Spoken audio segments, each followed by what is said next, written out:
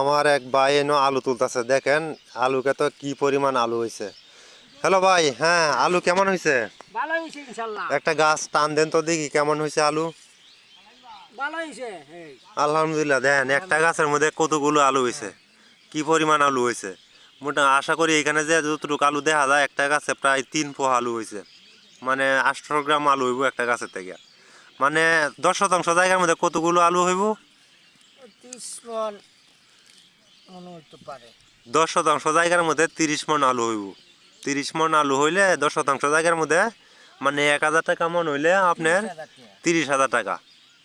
এই এই ভাই, এই যে আমাদের কৃষক ভাই আলহামদুলিল্লাহ অনেক অনেক সুন্দর আলু বানাইছে এবং আলু অনেক ফলন ধরছে। আলু দেখেন একটা গাছ টান দিছে, কতগুলো আলু হয়েছে দেখেন।